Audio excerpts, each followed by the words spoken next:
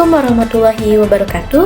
Perkenalkan, nama saya Intan Nurul Fauzia dengan NIM 1222055 dari kelas 12 6A 15 Fakultas Teknologi dan Informatika Program Studi Sistem Informasi. Di sini saya akan menjelaskan mengenai artikel populer yang bertemakan anti korupsi dengan berjudul Korupsi Musuh Bersama, Saatnya Bergerak dari Diam Menjadi Aksi. Dari mata kuliah Bahasa Indonesia dengan dosen pengampu Bu Raden Billy Parancika MPD. Apa itu korupsi? Korupsi merupakan penyelewengan atau penyalahgunaan uang negara berupa perusahaan, organisasi, yayasan, dan sebagainya untuk keuntungan pribadi atau orang lain. Istilah ini diambil dari bahasa Belanda, yaitu korupsi. Tindakan yang sangat merugikan negara. Korupsi mengakibatkan melambatnya pertumbuhan ekonomi negara, menurunnya investasi, meningkatnya kemiskinan, serta meningkatnya ketimpangan pendapatan. Korupsi adalah peristiwa sosial yang merugikan banyak aspek dalam kehidupan masyarakat dan negara. Korupsi di Indonesia telah bertambah menjadi masalah yang sistematis dan meluas yang berakibat pada berbagai bidang, mulai dari ekonomi, politik, pemerintahan, dan hukum. Ketika individu atau kelompok yang memiliki kekuasaan menyalahgunakan posisi mereka untuk mencapai keuntungan pribadi, seringkali dengan cara yang salah atau tidak etis. Ini disebut penerapan korupsi. Penyuapan, penggelapan dana, dan nepotisme dalam pengangkatan jabatan adalah berbagai macam korupsi ini. Di sebuah desa kecil, proyek pembangunan jembatan yang seharusnya menjadi akses utama masyarakat justru terbengkalai. Dana telah digelontarkan, papan proyek sudah lama terpasang, namun bangunan yang ditunggu tak pernah rampung. Warga hanya bisa mengeluh, sementara aparat yang seharusnya bertanggung jawab seolah tak tersentuh. Ini bukan cerita fiksi, ini kenyataan yang masih kerap terjadi di berbagai penjuru Indonesia. Korupsi dalam berbagai bentuknya terus menggerogoti kepercayaan dan kesejahteraan rakyat. Korupsi bukan hanya soal suap atau penyalahgunaan jabatan, ia adalah benalu yang menyerap dana pembangunan, memperlambat pertumbuhan ekonomi, dan memperlebar jurang ketimpangan sosial. Data dari Transparency International tahun 2023 menunjukkan bahwa skor indeks persepsi korupsi yaitu CPI Indonesia masih berada di angka 34 dari 100, jauh dari kategori baik, artinya masih banyak pekerjaan rumah yang harus kita selesaikan. Sebagian besar masyarakat mungkin berpikir bahwa korupsi adalah urusan pejabat tinggi, padahal praktik ini bisa terjadi di mana saja, bahkan di level terkecil seperti pemungutan liar di sekolah atau markup anggaran desa. Karena itu, pemberantasan korupsi tidak cukup hanya mengandalkan lembaga penegak hukum seperti KPK, tetapi juga membutuhkan kesadaran kolektif dari seluruh elemen bangsa. Next, penyebab korupsi di Indonesia terdiri dari faktor internal dan faktor eksternal.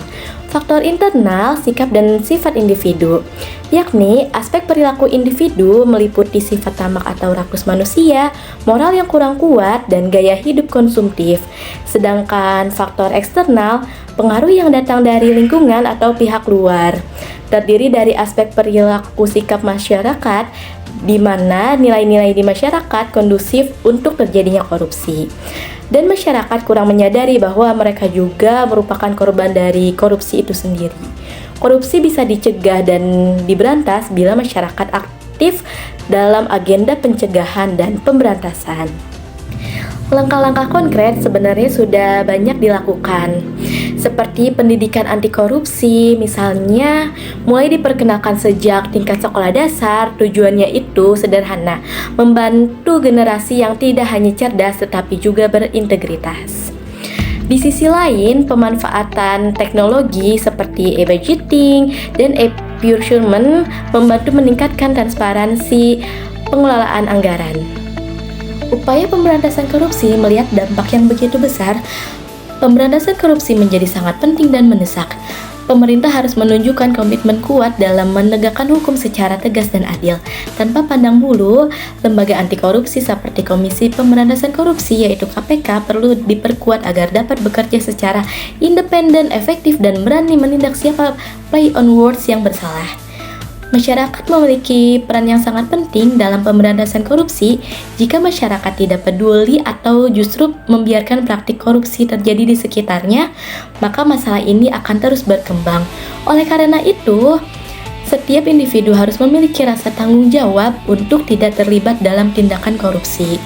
Selain itu, masyarakat juga harus berani melapor jika mengetahui adanya tindak pidana korupsi.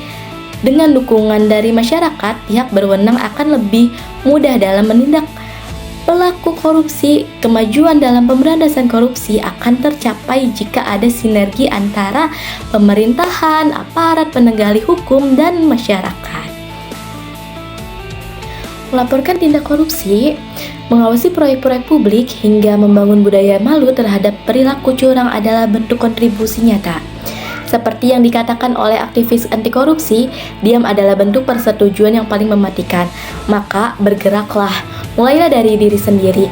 Jangan tunggu jadi pejabat atau aparat, karena anti korupsi adalah sikap hidup, bukan sekadar kebijakan. Kini sudah saatnya kita tidak lagi diam. Pemberantasan korupsi tidak bisa hanya mengandalkan penegak hukum, tetapi memerlukan keterlibatan aktif seluruh elemen bangsa. Dari pendidikan, nilai-nilai anti korupsi sejak dini, transparansi dalam birokrasi, hingga keberanian masyarakat untuk melapor, semua adalah bentuk aksi nyata. Jadi kesimpulannya, korupsi merugikan negara dan rakyat. Untuk mencegahnya, semua pihak harus bekerja sama, mulai dari pemerintah, masyarakat, hingga pelajar. Pendidikan, kejujuran, dan hukum yang tegas penting untuk membangun budaya anti korupsi. Sudah saatnya kita tidak lagi diam atau bersikap apatis.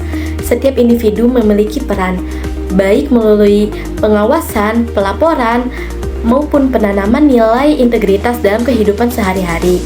Bergerak dari diam menjadi aksi adalah langkah nyata untuk membangun Indonesia yang bersih, adil, dan berintegritas. Mari kita lawan korupsi bukan hanya dengan suara, tetapi juga dengan tindakan. Baik, sekian presentasi dari saya. Mohon maaf apabila ada kesalahan dan kalimat yang kurang tepat. Semoga bermanfaat. Mentari senja telah tenggelam, hujan turun, mulai terjatuh. Kututup presentasi dengan salam. Wassalamualaikum warahmatullahi wabarakatuh.